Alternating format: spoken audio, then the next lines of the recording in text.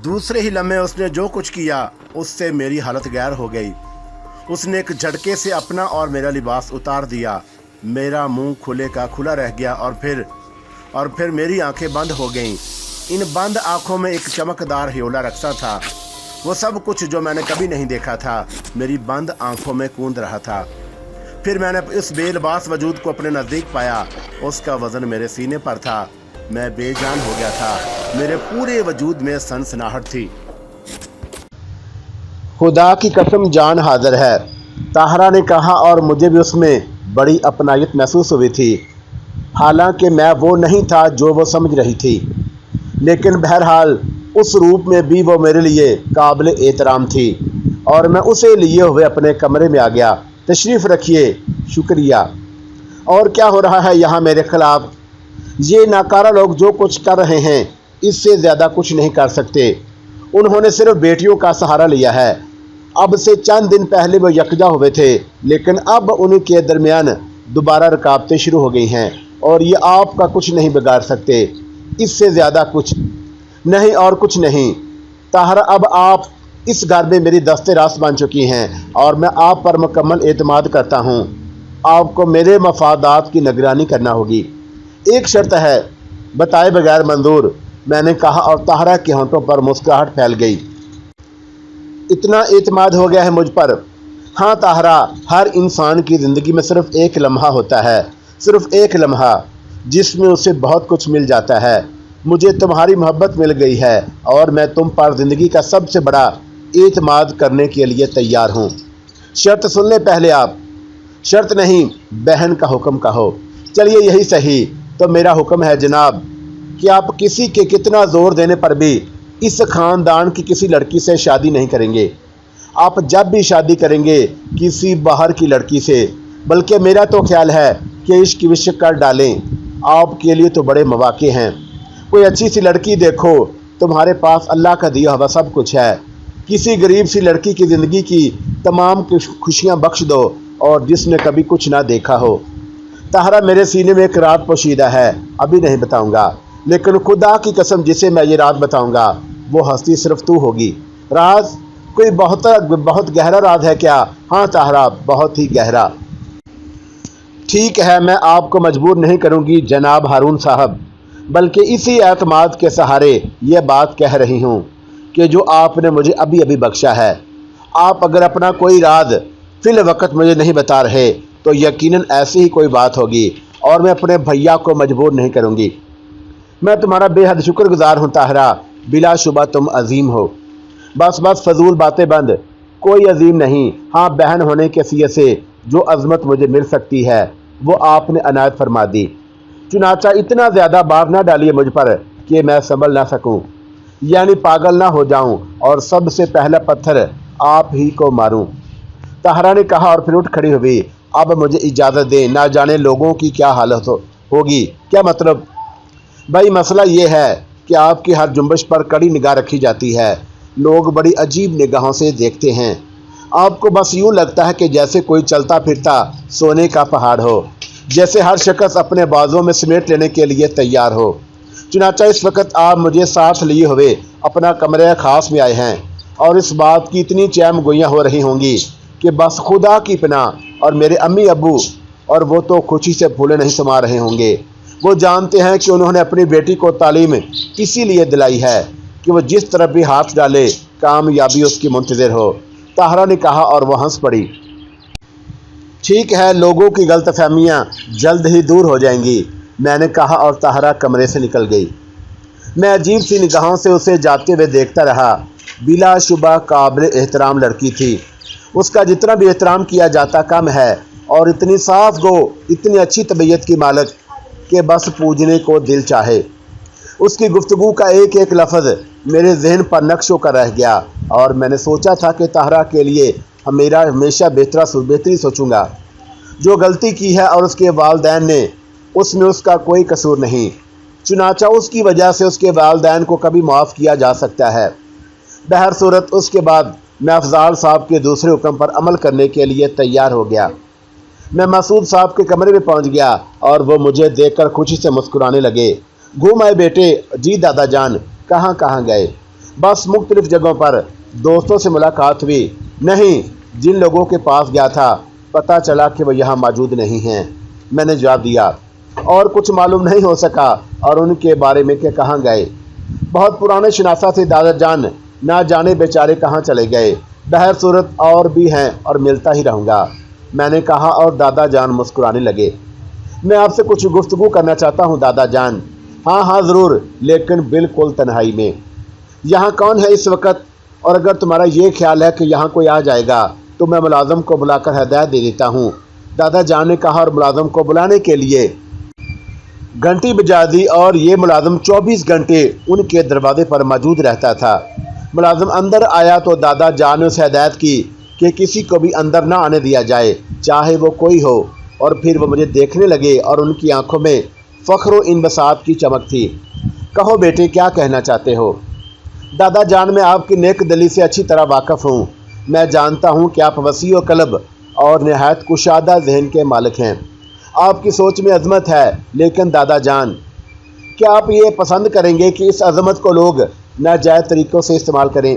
हरगिज़ नहीं। और कौन है, क्या बात है, खुल कर बताओ, दादा जान ने कहा। कोई नहीं है, कुछ नहीं है, कुछ नहीं बताना चाहता, बस चंद ज़रूरी बातें हैं। कहो, और जायदाद वगैरह का निगरान कौन है? ओहो, मुख्तलिफ लोग। तसद्दुक़ ज़मीनों और इमारतों की देखभाल करता है, वही किराए वगैरह वसूल करता है।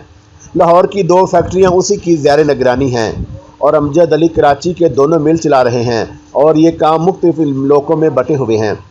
उन सब के हिसाबात कौन देखता है? महमूद अली वो जनरल मैनेजर हैं और इसके अलावा चंद वकला हैं और भी दूसरे लोग हैं। मगर ये सवाल क्यों किया है तुमने?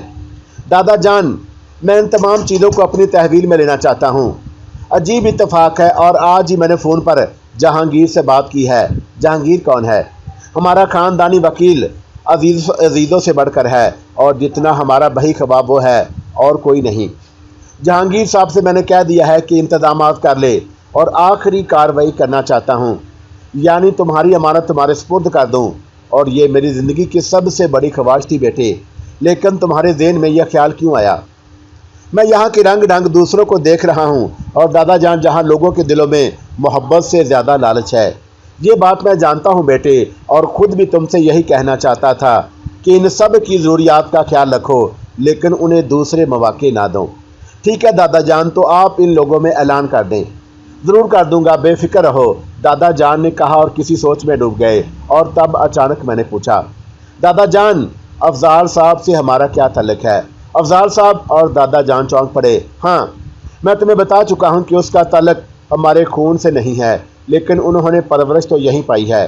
हाँ बेटे, अगर वो कोई इंसान होता तो उसे भी ख़ानदान में ही मकाम देता, लेकिन वह बेहद साजिशी और जुराइम पेशा इंसान है। आपको कैसे मालूम?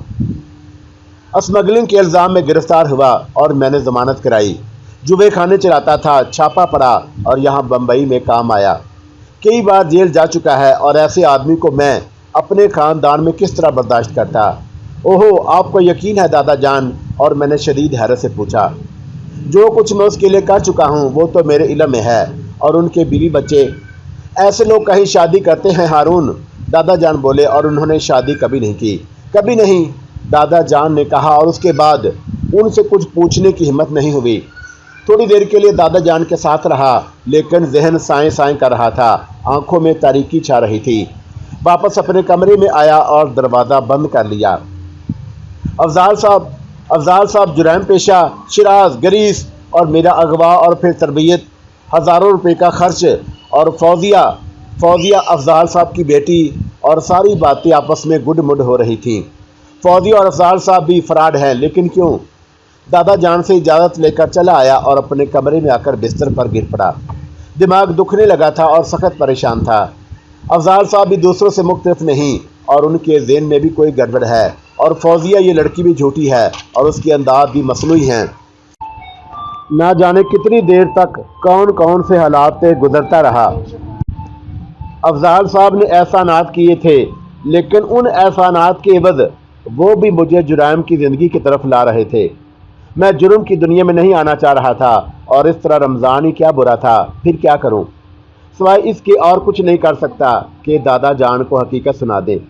لیکن اب تو معاملہ افضال صاحب کا بھی نہیں تھا۔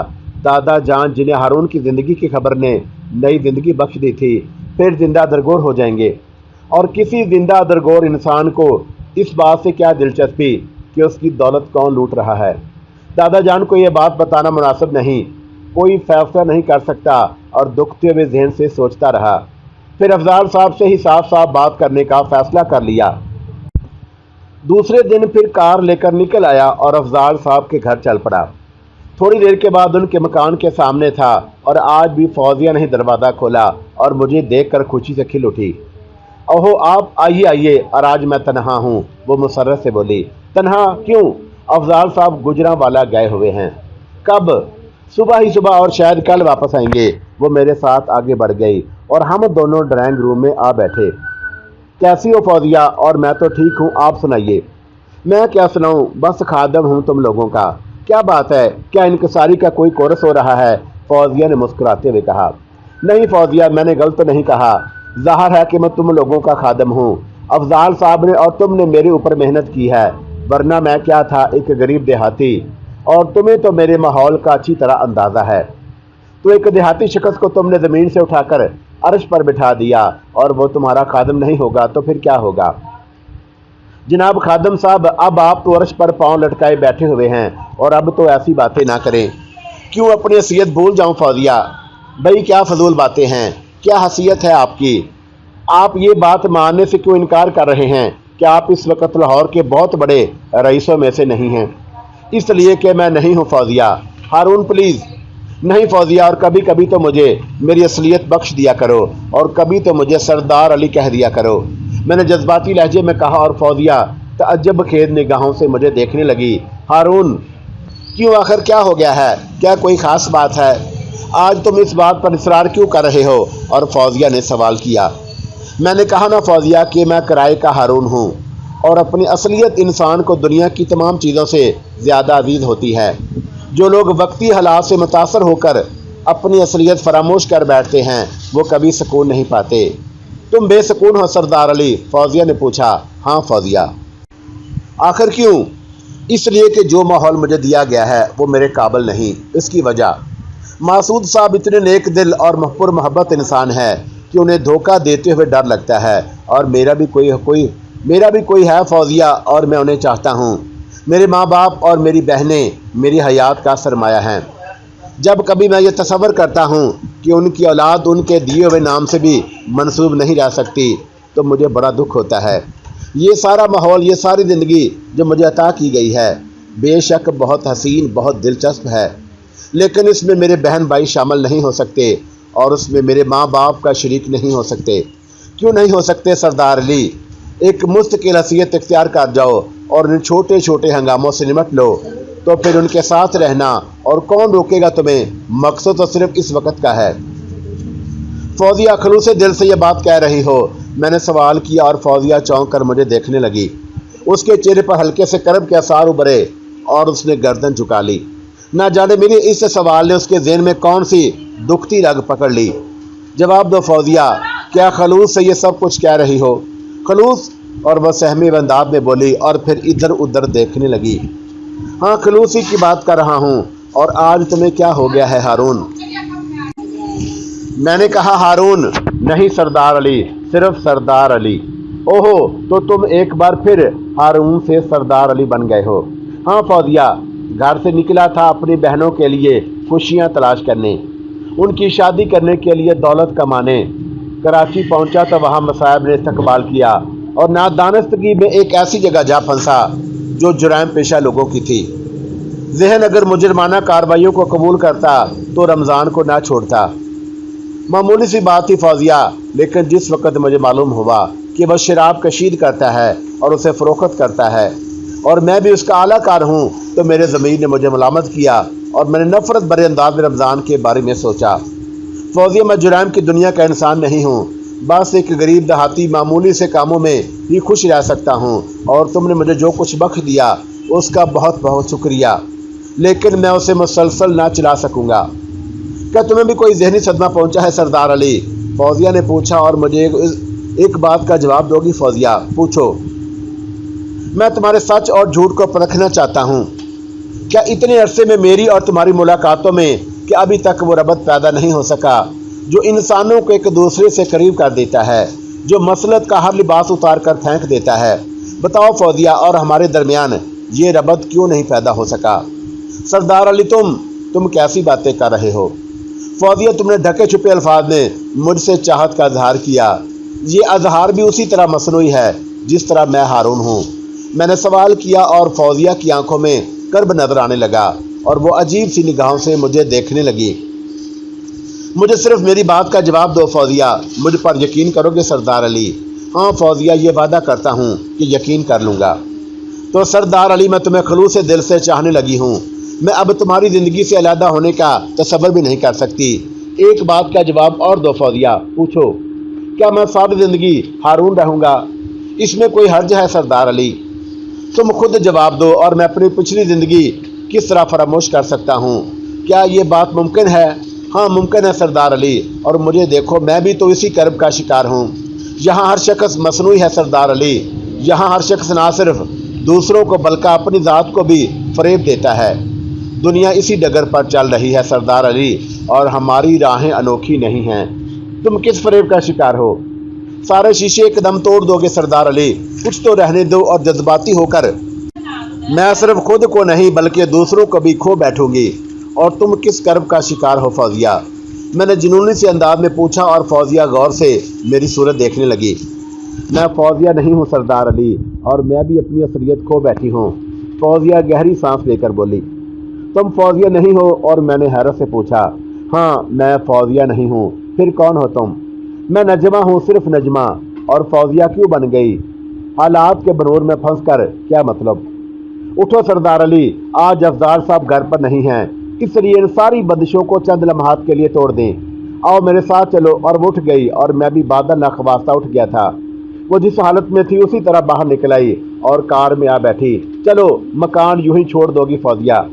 دنیا چھوڑ رہی ہوں، اور اس مکان کا کیا ہے؟ فوزیہ کرب سے بولی، اور خدا کے واسطے جلدی چلو۔ میں نے کار اسٹارٹ کر دی اور فوزیہ مجھے راستے بتاتی رہی، اور تھوڑی دیر کے بعد ہم ایک شاندار ہسپتال پہنچ گئے۔ فوزیہ کار سے اتر کر میرے ساتھ چل پڑی، اور پھر ہسپتال کے خاص کمرے میں پہنچ کر وہ اندر داخل ہو گئی۔ ایک بستر پر ایک بزرگ دراز تھے اور ان کے نزدیک پھل رکھے ہوئے تھے۔ ایک نرس ان کی خدمت پر مامور تھی۔ اس نے مسکرا کر فوزیہ کو دیکھا اور باہر نکل گئی۔ اور نجمہ بیٹی، آج خلاف توقع آ گئی؟ ہاں ابا میاں، اور سردار علی آپ سے ملانے لائی ہوں۔ سردار علی، اور یہ میرے ابا میاں ہیں، یہ میرے والد ہیں، 5 سال سے ٹی بی کے مرض کا شکار ہیں۔ آخری اسٹیج پر پہنچ گئے تھے، لیکن افضال صاحب نے ہماری مدد کی اور آج میرے ابا میاں ٹھیک ہیں، اور بہت تھوڑے سے وقت کے بعد یہ ہسپتال سے ڈسچارج ہو جائیں گے، اور ڈاکٹروں کا خیال ہے کہ وہ اب تندرست ہیں۔ ہاں بیٹے، اور قدرت کے کھیل انوکھے ہوتے ہیں۔ یہ زندگی چھین لیتی ہے، یہ زندگی بخش دیتی ہے۔ اور بزرگوں نے طویل سانس لے کر کہا۔ اب آپ کب سے بیمار ہیں محترم؟ میں نے سوال کیا۔ بیٹے تقریباً 6 سال سے۔ مزدور آدمی تھا اور شدید محنت کر کے اپنے بچوں کے لیے بہتر زندگی حاصل کرنے کا خواہش مند، لیکن انسان کی خواہشات پوری کہاں ہوتی ہے، اور مجھے شدید محنت نے مجھ سے زندگی چھیننے کی کوشش کی اور ٹی بی کا شکار ہو گیا۔ اب تک جو کچھ بچایا تھا اس مرض پر ختم کر دیا، لیکن وہ تو نہ ہونے کے برابر تھا۔ سب کچھ لگانے کے بعد خیراتی اسپتال پہنچ کر زندگی کی آخری گھڑیوں کا انتظار کرنے لگا، اور تب میری بچی عمل کی دنیا میں آئی، اور جس کے لیے میں نے ایک شریفانہ ماحول اور اچھے گھر کے خواب دیکھے تھے۔ وہ مصائب کے راستوں پر چل پڑی، لیکن خدا نے اسے کچھ ایسے لوگ میسر کر دیے، اور یوں میری زندگی کو ایک سہارا مل گیا۔ اب ٹھیک ہوں، اور اسپتال سے نکلنے کے بعد پہلا کام یہی کروں گا، اپنی بچی کو محنت مزدوری کی زندگی سے نکال کر اس کا گھر دوں، اور یہ میری دلی خواہش ہے۔ میں نے ایک طویل سانس لی، اور فوزیہ میری نگاہوں کے سامنے آ گئی تھی۔ گویا افضال صاحب اس کے والد نہیں تھے، اور دادا جان نے جو بات کہی تھی وہ درست تھی، یعنی یہ کہ افضال صاحب نے شادی بھی نہیں کی، اور وہ جرائم پیشہ انسان ہیں۔ فوزیہ تھوڑی دیر رکی اور پھر باہر نکل آئی۔ وہ خاموش تھی۔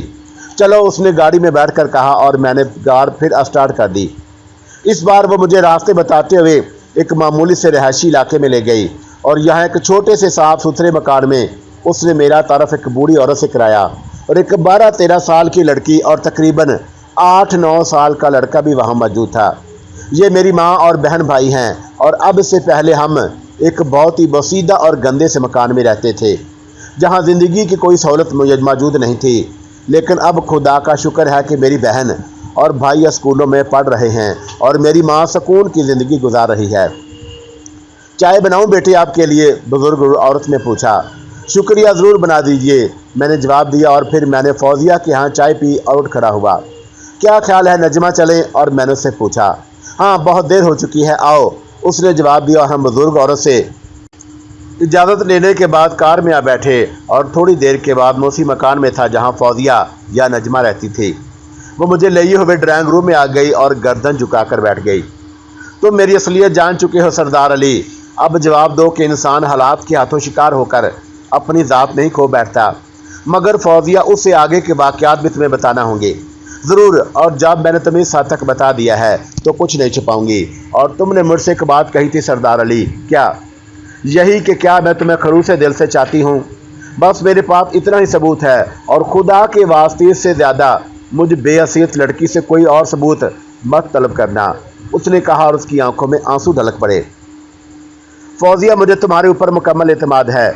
नहीं, उस वक़्त तुम नजमा ही कहो और मेरा भी हक बनता है, उसने रोते हुए कहा और मैं उसके नज़दीक पहुंच गया और मैंने उसके आंसू खुश्क किए और उसकी दोनों आंखें चूम ली और फौजिया की निगाहें झुक गईं। बताओ सरदार अली, मेरी मोहब्बत पर यकीन आया या नहीं? आ गया नजमा, आ गया, और खुदा की कसम बहुत खुश हूँ। अगर मैं तुमसे मोहब्बत ना करती सरदार अली तो ये सब कुछ ना बताती। और उसमें मेरे वालदैन की बका छुपी हुई है, वो सिसकियाँ लेती हुई बोली। मैं जानता हूँ नजमा, लेकर बराह करम अपनी हालत दुरुस्त करो। अभी तो तुमसे बहुत सी बातें मालूम करनी हैं। पूछो, और आज सब कुछ पूछ लो। अफजाल साहब कौन है? एक ख़तरनाक आदमी और जिसके साथ वो दूसरे लोग भी काम करते हैं। मासूद साहब की दौलत पर अफजाल साहब की पहली से निगाह थी और फिर हारून हवाई हादसे में हलाक हो गए तो अफजाल साहब के ज़हन में एक स्कीम आई। वो कराची चले आए और मैं भी साथ ही थी।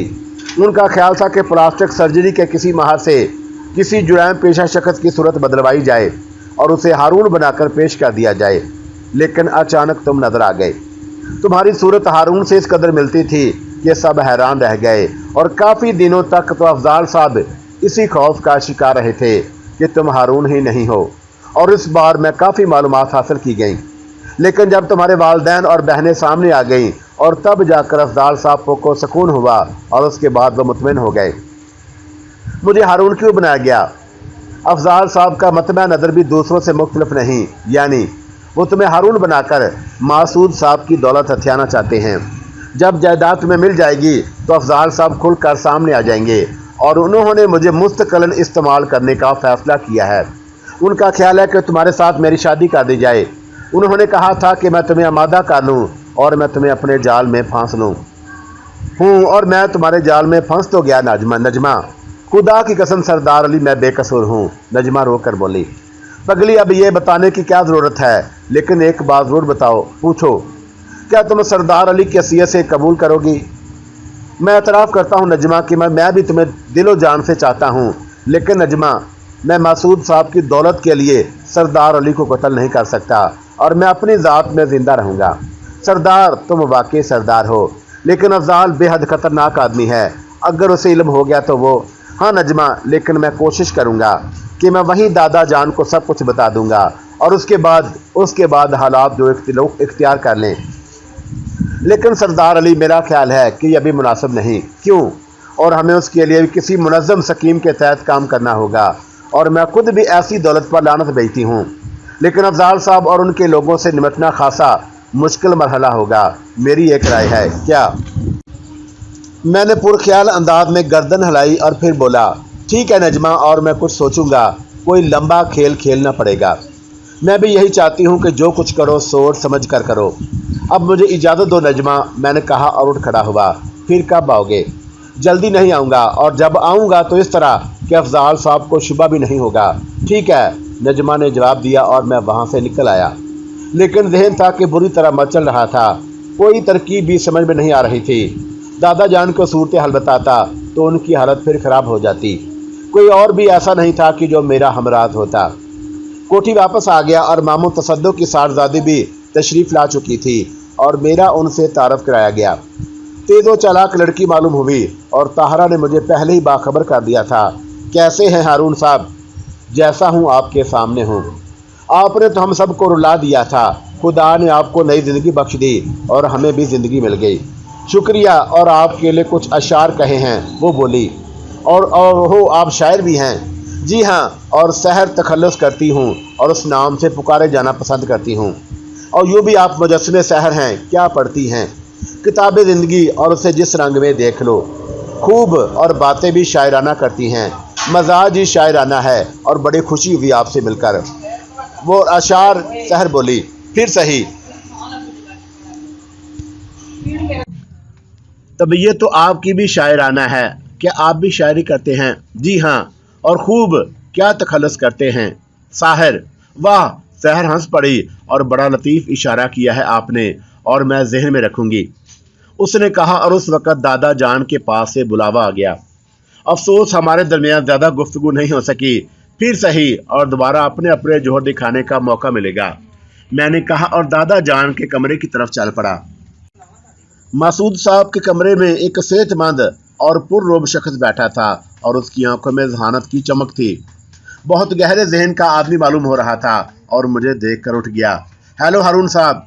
हारून बेटे, ये जहांगीर हैं और आज ही बात हुई थी, दादा जान ने कहा, और मैंने मुस्कुराते हुए जहांगीर से हाथ मिलाया।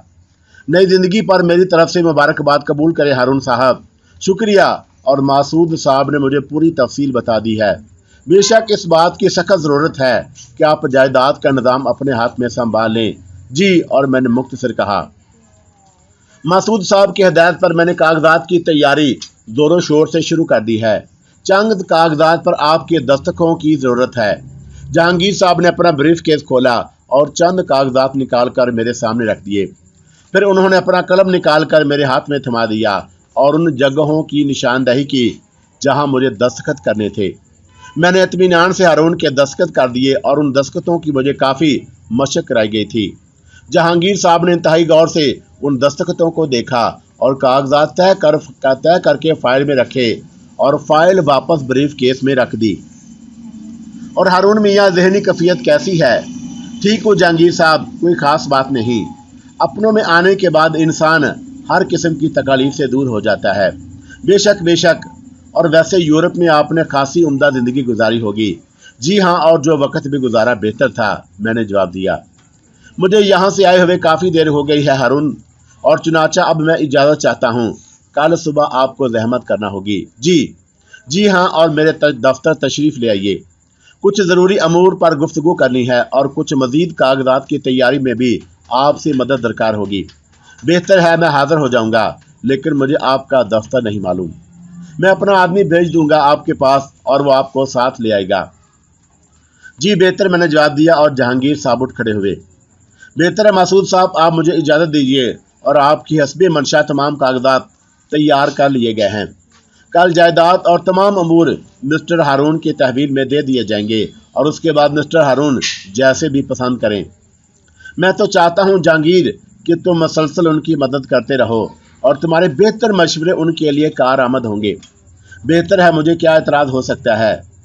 वैसे हारून मियाँ भी से इन्हीं झंझटों में ना फंसते तो बेहतर था, जहांगीर साहब ने कहा। नहीं जहांगीर, मेरे हालात कुछ भी हैं तुम्हारे इल्म में हैं। मैं चाहता हूँ कि हारून मुकम्मल तौर पर अपनी जिम्मेदारियाँ संभाल लें। जी बेहतर है, और मैं इनकी हर किस्म की मदद करने के लिए तैयार हूँ, जहांगीर ने कहा। और फिर वो मुझसे और मासूद साहब से हाथ मिलाकर बाहर निकल गया। मासूद साहब मुस्कुराती निगाहों से मुझे देख रहे थे। बेटे, मैंने तुम्हारी ख्वाहिश के मुताबिक सब कुछ कर दिया है। कल का दिन मेरी ज़िंदगी में बड़ी खुशी का दिन है। मैं तो अपनी ज़िंदगी में उस हसीन दिन से मायूस हो गया था, लेकिन खुदा का एहसान है कि उसने मुझे सब कुछ फिर लौटा दिया। कल के बाद मैं एक जश्न का इंतज़ाम करूँगा और तुम उसमें मेरी मदद करना। बेहतर है दादा जान। वैसे इन लोगों के बारे में तुमने मज़ीद कुछ सोचा है बेटे? किन लोगों के बारे में? जो हमारी ज़ात से मुंसलिक हैं। दादा जान, मेरी ख्वाहिश है कि उनमें से किसी को मेरी ज़ात से तकलीफ़ ना पहुँचे। अलबत्ता जायदाद वगैरह को ये लोग जो नुकसान पहुँचा रहे हैं, उसे संभालना तो मेरा फ़र्ज़ है। बेशक बेशक, क्यों नहीं, और ज़ाहिर है कि ये सब कुछ हमने बड़ी मुश्किल से इकट्ठा किया है اور اس کی حفاظت اور نگرانی کرنا بھی ہمارا ہی فرض ہے۔ جی دادا جان، بہر صورت میں نے تمہیں مکمل آزادی دے دی ہے، اور کل ان کاغذات کے مکمل ہونے کے ساتھ ہی میں تمہاری مطلق اعلان ہونے کا اعلان کر دوں گا۔ بہت بہتر، میں نے جواب دیا، اور تھوڑی دیر دادا جی کے ساتھ بیٹھا اور پھر واپس آ گیا۔ اس وقت میں سب سے بچنا چاہتا تھا، چنانچہ خاموشی سے ایسے راستے اختیار کیے جہاں کسی کے نہ ملنے کا امکان ہو، اور اپنے کمرے میں آ گیا۔ کمرہ بند کر کے میں لیٹ گیا، اور ذہنی حالت ابتر ترین ہوتی جا رہی تھی۔ جو کچھ معلوم ہوا تھا وہ بہت ہی خطرناک تھا۔ افضال صاحب کے مذموم ارادے کھل کر سامنے آ گئے، لیکن میں ان کے لیے دولت کے اصول کا ذریعہ نہیں بن سکتا تھا۔ میں ان شریف لوگوں کو دھوکہ دے کر اپنا الو سیدھا کرنا پسند نہیں کرتا، اور میری تو فطرت ہی دوسری ہے، چنانچہ کیا کیا جائے۔ میں تنہا انسان افضال صاحب جیسے شخص سے نمٹنا بے حد مشکل کام تھا، لیکن تھوڑی سی تگ و دو کے بعد روشنی کی چند لکیریں میری ذہن میں رینگ آئیں، اور میری نگاہوں میں ایک زیرک چہرہ ابھر آیا تھا، اور وہ چہرہ جہانگیر صاحب کا تھا۔ یہ شخص اپنے کشادہ پیشانی اور صحت مند جسامت کی وجہ سے خاصا ذہین اور باوقار معلوم ہو رہا تھا۔ اگر یہ شخص میری مدد پر آمادہ ہو جائے تو میرا خیال ہے کہ میں بہت سے مسائل سے نمٹ سکتا ہوں۔ ہاں، یہی بہتر ہے، میں نے سوچا، اور دادا جان کو بتانے کی بجائے جہانگیر صاحب کو بتانا زیادہ ضروری ہے، بلکہ یہ سب سے زیادہ مناسب بات ہے، کیونکہ دادا جان نے ان پر مکمل اعتماد کا اظہار بھی کیا ہے۔ میں ایک دم خوش ہو گیا، اور مجھے ایک ایسا سہارا مل گیا تھا جس کا میں متلاشی تھا، اور اس سہارے کے مل جانے کے بعد مجھے ایک قسم کا سکون سا محسوس ہوا۔ چنانچہ اس فیصلے پر اٹل ہونے کے بعد میں باہر نکل آیا۔ اب میں خاصا پرجوش تھا، اور تھوڑی دیر تک شادیہ سے گفتگو ہوتی رہی، اور اپنا وہی پرانا راگ گا رہی تھی، یعنی یہ کہ میں اسے چاہتا ہوں، لیکن اب اس سے اجتناب برت رہا ہوں۔ اور ابھی شادیہ کو مطمئن کر ہی رہا تھا کہ سحر صاحبہ آ گئیں، اور آتے ہی انہوں نے ایک شعر پڑھ دیا۔ یہ کس کا شعر ہے؟ اور شادیہ نے ایک دم پوچھ لیا۔ کیا مطلب؟ مطلب یہ کہ اس کی شاعرہ کو کوئی سحر صاحبہ ہیں۔ جی ہاں، اور یہی خادمہ ہے، سحر نے طنزی انداز میں کہا۔ واہ، اور تم نادرا سے سحر کب بن گئی؟ آپ کو ان باتوں میں نہیں پڑھنا چاہیے، یہ بچوں سے ذرا دور کی باتیں ہیں، سحر نے طنزی انداز میں کہا۔ ہاں، میں کبھی بزرگوں میں بیٹھنا پسند نہیں کرتی، آئیے ہارون صاحب کہیں اور چل کر بیٹھتے ہیں۔ کیا بدتمیزی ہے شادیہ، سحر نے ناگوار انداز میں کہا۔ جی، اور مجھے تعجب ہے کہ نادر آپ کو یہ حق کس نے دیا کہ آپ مجھ سے اس لہجے میں بات کریں؟ شادیہ بفر کر بولی۔ میں کہتی ہوں کہ فضول باتوں سے درے کرو، بڑوں کا احترام کرنا سیکھو۔ میں بھی یہی عرض کر رہی ہوں، اور احتراماً ہی یہاں سے اٹھ کر جا رہی ہوں۔ اور ہارون صاحب، آپ کھڑے کیوں ہیں؟ یہ سوچ رہا ہوں کہ آپ کے درمیان کوئی فیصلہ ہو جائے تو چلوں، یا میرا خیال ہے کہ آپ لوگ ایسا کریں۔ ٹھہریے، میں نے کہا، اور کمرے کے دروازے کی طرف بڑھ گیا۔ وہ دونوں خاموشی سے مجھے دیکھ رہی تھی، اور میں اندر داخل ہوا اور دوسرے دروازے سے باہر نکل کر تیزی سے راہداری میں آ گیا۔ تھوڑی ہی دور چلا تھا کہ طاہرہ مل گئیں، اور میں اسے دیکھ کر مسکرایا، اور میں نے اسے باغ کے گوشے میں آنے کا اشارہ کیا۔ طاہرہ اطمینان سے میرے ساتھ آ گئی، اور ہم دونوں ایک بینچ پر بیٹھ گئے۔ خیریت؟ بڑے مسرور نظر آ رہے ہیں۔ شادیہ اور نادرہ آپس میں لڑ رہی ہیں۔ کیوں؟ بس جھگڑا وہی ہے، یعنی ہارون۔ اوہو، تو گویا جائیداد پر جھگڑا کر رہی ہیں۔ ٹھیک ہے، اور یہ جھگڑا نیا نہیں ہے، تاریخ بڑی پڑی ہے۔ اور طاہرہ نے ہنستے ہوئے کہا، آپ کے والدین کا کیا حال ہے؟ مجھے دنیا کی سب سے حسین اور سب سے ذہین لڑکی تسلیم کر لیا گیا ہے، اور مشورے دیے جا رہے ہیں کہ شادی کے بعد کیا کرنا ہوگا۔ آپ خاموش رہیں، صرف اس لیے کہ انہوں نے شوہر کے طور پر آپ کا نام نہیں لیا، اور پھر ابھی مناسب وقت بھی نہیں، اور کسی مناسب وقت اور آپ کے مشورے کے ساتھ اس بات کا اعلان کرنا مناسب ہوگا۔ ٹھیک ہے طاہرہ، اور میں نے جواب دیا، اور پھر ہم ادھر ادھر کی باتیں کرتے رہے۔ دوسرے دن صبح 10 بجے جہانگیر صاحب کا آدمی آ گیا، اور میں اس کے ساتھ چل پڑا۔ جہانگیر صاحب نے شاندار آفس میں میرا استقبال کیا تھا، اور انہوں نے مجھے بیٹھنے کی پیشکش کی اور پوچھا کہ میں کیا پیوں گا۔ ابھی ناشتہ کیا تھا جہانگیر صاحب، کسی شے کی حاجت نہیں، تب پھر کام کی گفتگو شروع ہو جائے۔ جی ہاں، یہ لڑکی کون ہے؟ اور میں نے جہانگیر صاحب کے کمرے میں بیٹھی لڑکی کی طرف اشارہ کرتے ہوئے پوچھا۔ میری پی اے ہے۔ کیوں؟ جہانگیر صاحب نے پوچھا، اور میں مکمل تنہائی چاہتا ہوں۔ اوہو، بہتر ہے، جہانگیر نے کہا، اور لڑکی کو باہر بھیج دیا، اور پھر وہ میری طرف دیکھنے لگے۔ آپ کا کیا خیال ہے ہارون صاحب؟ जायदाद और कारोबार के निगरान हजरात कारोबार में गड़बड़ कर रहे हैं। जहांगीर साहब, एक दफ़ा गुफ्तगू के दौरान दादा जान ने कहा था कि आप उनके ख़ानदान के सबसे बड़े बही खवा हैं, और क्या ये दुरुस्त है? अजीब सवाल है हारून साहब, और मैं अपने मुंह से क्या कह सकता हूँ। हाँ, तवील अरसे से उस ख़ानदान का नमकवार हूँ, और अगर इंसान के खून में ज़रा भी शराफत हो तो उसे नमकवार होना चाहिए। अगर यह ख़ानदान किसी तौर तबाही का शिकार होने वाला हो तो आपको दुख तो होगा, क्यों नहीं? और मैं उस खतरे की निशानदही करना चाहता हूँ। क्या मतलब? और जहांगीर साहब तअज्जुब से बोले। जी हाँ जहांगीर साहब, और मैं हारून नहीं हूँ। क्या? और जहांगीर साहब संसी के लहजे में बोले। जी हाँ, मेरा नाम सरदार अली है और एक देहात का बाशिंदा हूँ। कराची में था कि चंद लोगों के जाल में फंस गया और उन्होंने मुझे हारून बना दिया। मुझे पूरी किताब सुनाई गई और फिर तवील अरसे तक मुझे हारून होने की तरबियत दी गई, और उन लोगों ने मेरे ऊपर एहसानात किए हैं और मैं उनका ममनून हो गया। बिल आखिर वो मुझे यहाँ ले आए और हारून की हैसियत से दादा जान के सामने पेश कर दिया। लेकिन मुझसे कुछ और कहा गया था जहांगीर साहब, मुझे और उस वक़्त हकीकत हाल का इल्म नहीं था। जी हाँ, और मुझे किसी ने शनाख्त नहीं किया। लेकिन सरदार साहब, आप इस मौके से फ़ायदा क्यों नहीं उठाते? और ये तो एक हसीन मुस्तकबल का सवाल है, और आप भी ऐश करेंगी। जहांगीर साहब बोले। दादा जान ने आपका तज़किरा करते हुए एक बात कही थी, वो ये कि आप उस ख़ानदान के बही खवा हैं, और इन अल्फाज की रोशनी में यहाँ तक आ गया हूँ जहांगीर साहब। और मैं तन्हा इंसान हूँ, मैं अकेला उन लोगों से नहीं निमट सकता, और खुदा के लिए आप मुझे ऐसा कोई मशवरा ना दें। लेकिन सरदार अली साहब, इसमें हर्ज क्या है? हर्ज? और मैंने एक गहरी सांस लेकर कहा, हर्ज तो बहुत है जहांगीर साहब। मेरा ज़मीर मुझे इसकी इजाज़त नहीं देता। शायद मेरी रगों में फरसूदा खून है। जज्बा हमदर्दी तो मुझे उसके लिए मजबूर कर सकता है, लेकिन मैं उन लोगों का अलाकार नहीं बन सकता जो मासूद साहब की दौलत हासिल करने के ख्वाह हैं।